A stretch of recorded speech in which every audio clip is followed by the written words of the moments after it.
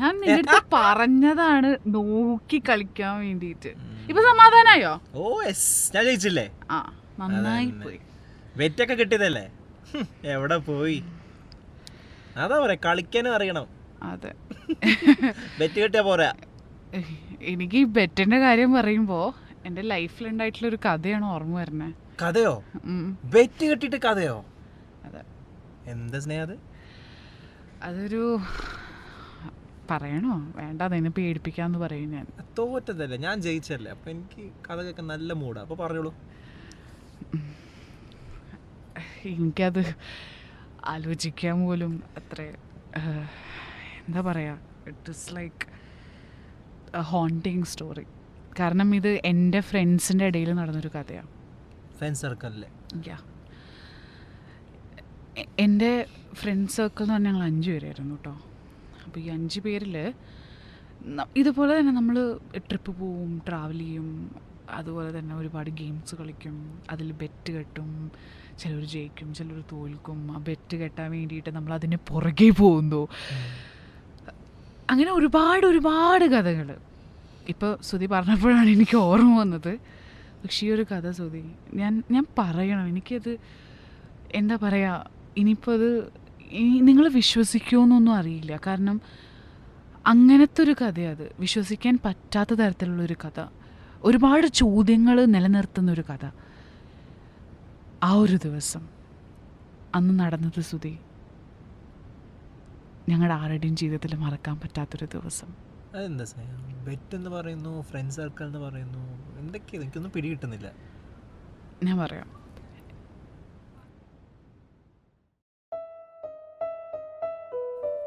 ഞങ്ങളെല്ലാവരും കൂടെ ഒരു ട്രിപ്പ് പ്ലാൻ ചെയ്തിട്ടുണ്ടായിരുന്നു സുധി. നമ്മളെല്ലാവരും പോകുന്ന പോലെ തന്നെ. സുധി ശ്രദ്ധിച്ചിട്ടുണ്ടോ ഈ ഒരു ട്രിപ്പിന്? ഇപ്പൊ കഴിഞ്ഞ വട്ടം നിങ്ങൾ പോയ ട്രിപ്പിന് ഞാൻ വരാഞ്ഞതും? അതെ അതെ, ഞാൻ എത്ര ഫോഴ്സ് ചെയ്തതാ. എനിക്ക് പറ്റില്ല ഇത്. എനിക്ക് ഫ്രണ്ട്സിന്റെ കൂടെ ഒരു ട്രിപ്പ് പോവാ എന്നുള്ളൊരു കോൺസെപ്റ്റ് ഇനി എനിക്കത് ചിന്തിക്കാൻ പോലും പറ്റില്ല. അതെന്താ സ്നേഹം, അത്രമാത്രം എന്ത് സംഭവിച്ചു? എന്താ, നമ്മൾ ഫ്രണ്ട്സ് സർക്കിൾ തന്നെയല്ലേ, നമ്മളൊക്കെ ഒരു ഫ്രണ്ട്സിനോട് പോകുമ്പോൾ നല്ലൊരു എൻവയോൺമെന്റ് അല്ലേ? അതെ, പക്ഷേ ഞങ്ങൾ അന്ന് പോയപ്പോൾ, ആ ഒരു ദിവസം പോയപ്പോൾ ഉണ്ടായൊരു കാര്യം എന്ന് പറഞ്ഞാൽ, ഞങ്ങളെല്ലാവരും ഒരു കാട്ടുപ്രദേശത്തേക്ക് കേട്ടോ സുധി പോയത്. ആ ഒരു കാട്ടുപ്രദേശത്തിൽ ഏറ്റവും നല്ല ബ്യൂട്ടിഫുൾ ആയിട്ടുള്ള ഒരു ടൈമായിരുന്നു. ഞങ്ങളെല്ലാവരും എൻജോയ് ചെയ്ത് നല്ല പാർട്ടി അങ്ങനെ ഇങ്ങനെ എല്ലാം അടിപൊളിയായിട്ട് പോവായിരുന്നു. എന്തായാലും ട്രിപ്പ് പോണ സമയത്ത് രാത്രിയിൽ തുറക്കൊക്കെ ഒരു കണക്ക് തന്നെയാണ്. അപ്പോൾ ഈ രാത്രിയിൽ ഞങ്ങളിങ്ങനെ ഇരുന്ന് ഒരു ഗെയിം കളിക്കുകയായിരുന്നു. അപ്പോൾ എല്ലാവർക്കും പോകാൻ പേടിയുള്ളൊരു കുളമുണ്ട് അവിടെ. അങ്ങനത്തെ ഒരു കുളം, ആ ഒരു ഷേപ്പിലൊക്കെ ഉള്ളൊരു കുളം, അമ്പലത്തിൻ്റെ അവിടെയൊക്കെ നമ്മൾ കാണില്ലേ. ഈ കുളത്തിൽ ഏറ്റവും ബ്യൂട്ടിഫുൾ ആയിട്ടുള്ളൊരു കാര്യം എന്ന് പറഞ്ഞാൽ, ആ കുളത്തിൽ ഒരിക്കലും വെള്ളം വറ്റിയിട്ട് നമ്മൾ കണ്ടിട്ടില്ല. നല്ല ഭംഗി അതിലത്തെ വെള്ളം കാണാനായാലും ആ ഒരു പ്രദേശം കാണാനായാലും. പക്ഷേ എന്തോ ഒരു കാര്യം നമ്മളെ ആരും അങ്ങോട്ട് വിടില്ല, അങ്ങോട്ട് പോവാൻ പാടില്ല എന്നുള്ള ഒരു കാര്യം കേട്ടിട്ടുണ്ടായിരുന്നു. അറിയില്ല സുധി, ഞങ്ങൾക്കും അറിയുന്നുണ്ടായിരുന്നില്ല. അപ്പം നമ്മൾ എല്ലാവരും പറയാ അവിടെ എന്തോ ഉണ്ട്, നമ്മളെ പേടിപ്പിക്കുന്ന തരത്തിലുള്ള എന്തോ ഒരു കാര്യം അവിടെ ഉണ്ട് എന്നാ പറയാറ്. അപ്പം ഞാൻ വിചാരിച്ചു, ഞങ്ങളെല്ലാവരും കൂടിയൊരു തീരുമാനം വിചാരിച്ചു. ഞങ്ങളുടെ കൂട്ടത്തിൽ ഒരു സൈലന്റ് ആയിട്ടുള്ള ഒരാളുണ്ടായിരുന്നു, അർജുൻ. അതെ അതെ, അർജുൻ. നമുക്ക് എല്ലാവർക്കും അറിയുന്നൊരു അർജുൻ ഉണ്ടായിരുന്നു. നല്ല രസമായിട്ട് നമ്മുടെ കൂടെ എല്ലാവരുടെയും കളിച്ചിരുന്നു. പക്ഷെ you know he passed away like കുറച്ച് നാൾ മുന്നേ. സുധിക്ക് അറിയോ എന്താ അർജുനാന്നുണ്ടായെന്ന്? നാച്ചുറൽ ഡെത്ത് എന്നല്ല ഞാൻ കേട്ടെ എന്നാണ് നമ്മളെല്ലാവരും വിശ്വസിക്കുന്നത്. പക്ഷെ അങ്ങനെ ആയിരുന്നില്ല. എന്താ പറയുന്നത്? അതെ, ആ ഒരു ദിവസം ഞങ്ങളുടെ എല്ലാവരുടെയും ബുദ്ധിയിലുണ്ടായ ഒരു കാര്യം, ഒരു പൊട്ട ബുദ്ധിക്ക് എപ്പോഴും തോന്നിയൊരു കാര്യം. ഞങ്ങൾ അവന് വേണ്ടി ഒരു ബെറ്റ് വെച്ചു. നിനക്ക് ധൈര്യം ഉണ്ടെങ്കിൽ നീ അവിടെ വരെ ഒന്ന് പോയിട്ട് വാ എന്ന് പറഞ്ഞു. അവനൊന്നും പറഞ്ഞില്ല ഞങ്ങളുടെ അടുത്ത്. അവനൊരു അക്ഷരം ചെയ്യാമെന്നോ ചെയ്യില്ലെന്നോ അങ്ങനെ ഒരു കാര്യവും പറഞ്ഞില്ല. അവൻ കുറച്ച് നേരം കഴിഞ്ഞ് നേരെ അങ്ങോട്ട് നടന്നു. നിനക്കറിയാലോ, അവൻ ഭയങ്കര ഇൻട്രോവേർട്ടായിരുന്നു. അതെ, ആരോടും അത്ര ക്ലോസ് ആയിട്ടും പെരുമാറി അവൻ അങ്ങനെയല്ല. അവൻ ഞങ്ങളുടെ അടുത്ത് മാത്രമായിരുന്നു ക്ലോസ്. പക്ഷെ ആ ഒരു സമയത്ത് അവൻ എന്തോ മിണ്ടിയില്ല, സംസാരിച്ചില്ല, റെസ്പോണ്ട് ചെയ്തില്ല, ഒന്നും പറഞ്ഞില്ല. അവൻ നേരെ അങ്ങോട്ട് പോയി. കുറച്ച് കഴിഞ്ഞപ്പോൾ അവൻ തിരിച്ചു വന്നു. അപ്പം ഞങ്ങളെല്ലാവരും ധൈര്യമുണ്ട്, അപ്പം ഇപ്പം അവർ പറഞ്ഞ കഥകളൊക്കെ നുണയാണല്ലോ എന്നായിരുന്നു ഞങ്ങളുടെയൊക്കെ മനസ്സിൽ. അത് കഴിഞ്ഞ് ഞങ്ങൾ നോർമലായിട്ട് ട്രിപ്പൊക്കെ കഴിഞ്ഞ് എല്ലാവരും വീട്ടിൽ പോയി. ഞങ്ങളെല്ലാവരും കോളേജിൽ പഠിക്കുന്ന സമയത്താണ് നടക്കുന്നത്. ഞങ്ങളെല്ലാവരും കോളേജിൽ പോകാൻ തുടങ്ങി. ഞങ്ങളെല്ലാവരും പോകുന്ന സമയത്ത് ഈ ട്രിപ്പിന് ശേഷം അർജുനെ നമ്മൾ കുറേ ദിവസം കോളേജിലേക്ക് കണ്ടിട്ടില്ല. അവൻ വരാറില്ല. അപ്പം നമ്മളെല്ലാവരും വിചാരിച്ചു അയ്യോ ഇനിയിപ്പോൾ ട്രിപ്പ് കഴിഞ്ഞ് വല്ല പനിയോ, അവന് പിന്നെ ആ കുളത്തിൽ പോയി കുളിച്ചിട്ട് വല്ല പനിയെങ്ങാനും വന്നതായിരിക്കും, എന്തെങ്കിലും അസുഖങ്ങൾ ഉണ്ടായിരിക്കും എന്ന് വിചാരിച്ച് നമ്മളാരും ഒന്നും പറഞ്ഞില്ല, നമ്മളാരും അന്വേഷിച്ചുമില്ല. ഇത് കണ്ടിന്യൂസ്ലി ഒരു മാസം കോളേജ് വന്നില്ലേ? ഒരു മാസം കോളേജ് വന്നില്ല. വീട്ടിൽ നിന്ന് പഠിക്കുമായിരിക്കും. അങ്ങനെയാണ് ഞങ്ങൾ വിചാരിച്ചത്. പക്ഷെ ഒരു ദിവസം ഞങ്ങളുടെ കോളേജിലോട്ട് അവൻ്റെ അച്ഛൻ വന്നു. അച്ഛൻ അന്വേഷിച്ചു, അർജുൻ എവിടെയെന്ന് ചോദിച്ചു. അപ്പം ഞങ്ങളൊരു അങ്കിൾ, അവൻ ഒരു മാസമായല്ലോ കോളേജിൽ വന്നിട്ട് എന്ന് പറഞ്ഞു. ഒരു മാസമായിരുന്നോ? അവൻ ഇന്നും കോളേജിലോട്ട് ബാഗ് എടുത്ത് ഭക്ഷണം എടുത്ത് വരുന്നുണ്ട്. അവൻ പിന്നെ എവിടേക്കാ പോണേ എന്നായിരുന്നു അങ്കിളുടെ ഒരു ചോദ്യം. അപ്പൊ അവൻ കോളേജിലും വരുന്നില്ല, വീട്ടിലും ഇല്ല പറഞ്ഞ അവൻ എവിടെ പോവായിരുന്നു അറിയില്ല സുധി. അതിനുശേഷം എക്സാംസ് വന്നു. എക്സാംസ് വന്നപ്പോൾ ഇവൻ നോർമലായിട്ട്, അന്ന് നമ്മളെല്ലാവരും ഭയങ്കര ഈഗേർലി എക്സൈറ്റഡ് ആയിരുന്നു അർജുനെ കാണാൻ വേണ്ടിയിട്ട്. അവൻ പെട്ടെന്ന് കയറി വന്നു. പക്ഷെ അവൻ എന്തൊക്കെയോ ഒരു മാറ്റങ്ങൾ നമ്മൾ അവൻ്റെ മുഖത്ത് കണ്ടു. അവൻ അബ്നോർമലായിട്ടായിരുന്നു സംസാരിക്കുന്നുണ്ടായിരുന്നത്. He is not talking at all to us. അതുപോലെ തന്നെ അവൻ ഭയങ്കരമായിട്ട് മെലിഞ്ഞു പോയ പോലെ തോന്നി. എന്താ പറയണ സ്നേഹ, ഞാൻ അവനെ കണ്ടപ്പോൾ നല്ല ആള്, എന്താ പറയാ, നല്ല ഭംഗിയും. He was really handsome and he was looking good. And you know നമ്മളെല്ലാവരും എന്താ പറയാ, അവൻ്റെ ആ ഒരു പേഴ്സണാലിറ്റി കണ്ടിട്ട് കൊതിച്ചിട്ടുണ്ട് ഇല്ലേ? പക്ഷേ അവൻ ഭയങ്കരമായിട്ട് മെലിഞ്ഞ് ഒരു വിയേർഡായിട്ടുള്ളൊരു രീതിയായി. അപ്പം നമ്മളെല്ലാവരും ചോദിച്ചപ്പോൾ അവൻ ഒരു റെസ്പോൺസും ഇല്ല, അവൻ ഒന്നുമില്ല, എനിക്കൊരു പ്രശ്നമില്ല എന്നുള്ള രീതിയിൽ അവൻ സംസാരിച്ചുകൊണ്ടിരുന്നത്. അങ്ങനെ എക്സാംസ് എഴുതി. അപ്പം നമ്മളെല്ലാവരും പറഞ്ഞു ഇനിയിപ്പോൾ തോറ്റു പോവോ, ഇങ്ങനെ എക്സാംസ് ക്ലാസ്സിലൊന്നും വരാണ്ട് അവനൊന്നും പഠിക്കാണ്ട്. റിസൾട്ട് വന്നു. എല്ലാത്തിലും അവൻ ടോപ്പ്.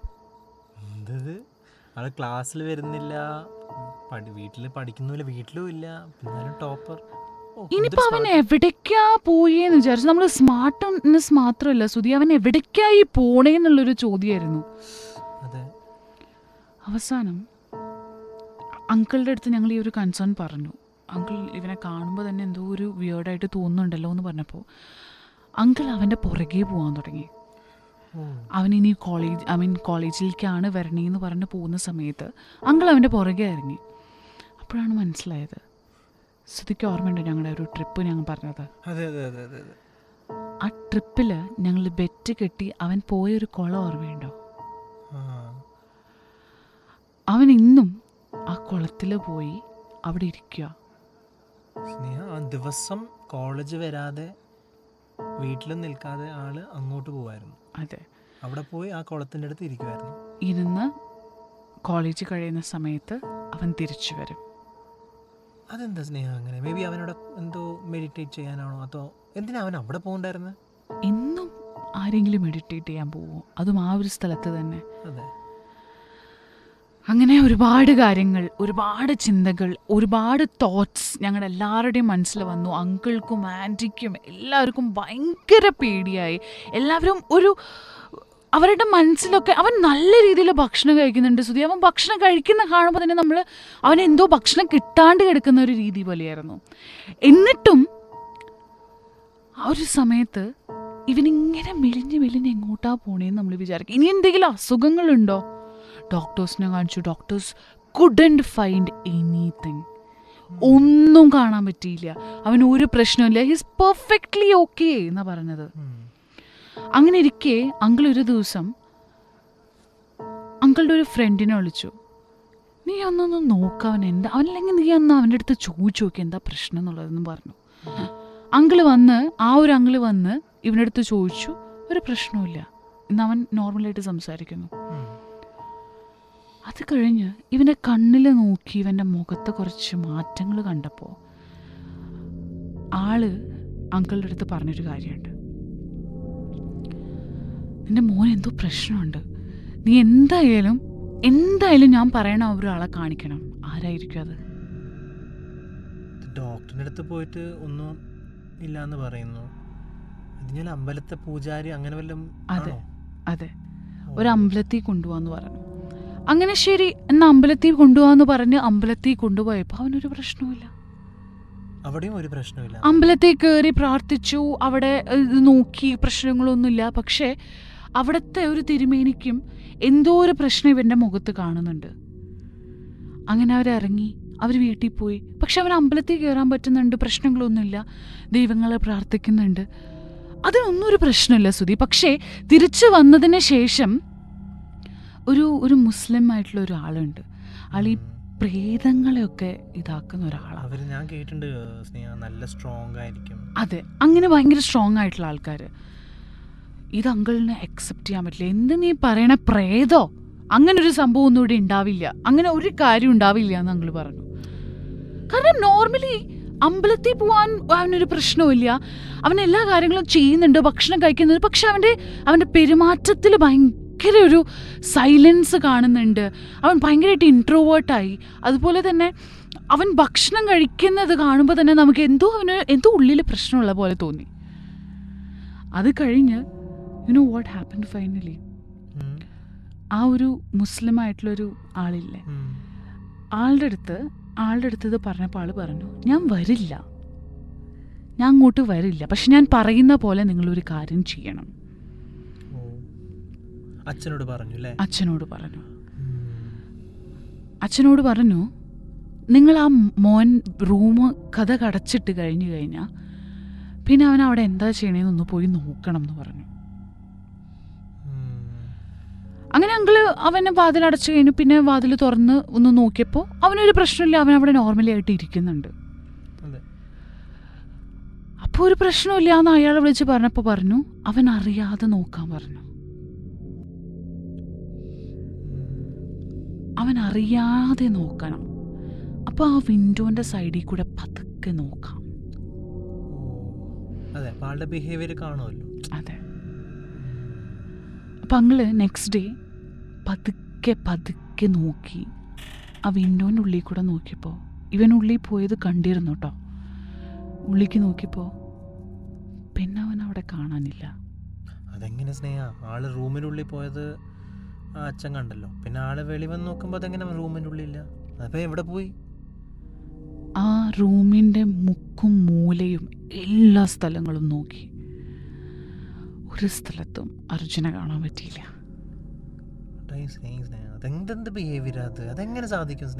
അറിയില്ല, he just disappeared. കുറച്ച് കഴിഞ്ഞ് പിന്നെ വീണ്ടും വാതിൽ തുറന്ന് നോക്കിയപ്പോൾ അവൻ അവിടെ ഉണ്ട്. വിൻഡോ കൂടെ ഒളിഞ്ഞു നോക്കുമ്പോൾ, അവൻ അറിയാതെ നോക്കുമ്പോൾ അവൻ അവിടെ ഇല്ല. അപ്പോൾ ആള് ഉള്ളിൽ പോകുമ്പോൾ ആളവിടെ ഉണ്ട്. ജനലിൽ പോയി നോക്കുമ്പോൾ അവിടെ ഇല്ല. പിന്നെ തിരിച്ച് അങ്ങോട്ട് പോയി നോക്കുമ്പോൾ ആളവിടെ ഉണ്ട്. എന്ത് സ്നേഹ, ഇതുപോലെ മൂവിയിൽ പറയുന്ന പോലെയാണല്ലോ. പക്ഷേ you know what exactly happened? He came, he was so worried. അങ്കിളുടെ അടുത്ത് അവൻ വന്ന് ഇരുന്ന് പറഞ്ഞൊരു കാര്യമുണ്ട്. എന്താ മോനെ നിന്റെ പ്രശ്നം, എന്താ നിനക്ക് പറ്റണേ എന്ന് അച്ഛൻ ഓപ്പണായിട്ട് ചോദിച്ചു. അങ്കിള് ചോദിച്ചപ്പോൾ അവൻ പറഞ്ഞിട്ടൊരു കാര്യമുള്ളൂ, എന്നെ ഒരുപാട് ആൾക്കാർ എൻ്റെ ഉള്ളിലുണ്ട്, ഒരുപാട് ആൾക്കാർ എന്നെ യൂസ് ചെയ്യുന്നുണ്ട്, എന്നൊന്ന് രക്ഷിക്കാൻ പറ്റുമോ അച്ഛാ എന്നാ ചോദിച്ചത്. ഒത്തിരി ആൾക്കാരോ? അതെങ്ങനെ സ്നേഹ? ഒത്തിരി ആൾക്കാർ എങ്ങനെ നമ്മളുടെ ഉള്ളിലേക്ക് കേൾക്കാൻ സാധിക്കും? You know what exactly happened? ഇവൻ കുറച്ച് കഴിഞ്ഞ് 3 മാസത്തിന് ശേഷം Arjun passed away. He was ഇങ്ങനെ മെലിഞ്ഞ് ഉണങ്ങി.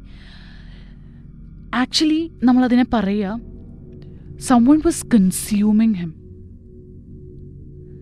ആരോ അവനെ കൺസ്യൂം ചെയ്തുകൊണ്ടിരിക്കുകയായിരുന്നു. അത് പിന്നീട് ആ മുസ്ലിമായിട്ടുള്ള ആ ഒരു മന്ത്രവാദി നോക്കിയപ്പോഴാണ് മനസ്സിലായത്. ആൾ പറഞ്ഞത്, ഈ പണ്ട് ഐ സ്റ്റിൽ ഡോണ്ട് നോ, ഞാനിത് പറഞ്ഞു കഴിയുമ്പോൾ ചിലപ്പോൾ നിങ്ങൾ പറയും കോമഡിയാണോ, അല്ലെങ്കിൽ ഇത് വിശ്വസിക്കാൻ പറ്റുമോ, ഇതിങ്ങനെയുള്ള കാര്യങ്ങളാണോ. But it really happened in our lifes. ഞങ്ങളിത് കണ്ട കാര്യമാണ്. അവൻ ഓരോ ദിവസവും എലിയുന്നത് അവൻ്റെ ഉള്ളിൽ 9 ആൾക്കാരുണ്ടായിരുന്നു. 9 ഗന്ധർവന്മാർ. ഗന്ധർവന്മാരുള്ളത് കൊണ്ടാണ് അവൻ അമ്പലത്തിൽ പോകാൻ പറ്റിയതും അവനൊരു പ്രശ്നമില്ലാണ്ട് തിരിച്ചു വരാൻ പറ്റിയതും. They were sexually consuming him. അതാണ് അവൻ മെലിഞ്ഞ് വരാൻ സാധിക്കും. You won't believe he was sexually consumed by ഗന്ധർവന്മാർ. I don't know if that is a thing or അതിനുശേഷം ആ ഒരു സ്ഥലത്ത് ഒരാൾക്കും പോകാൻ പറ്റിയിട്ടില്ല.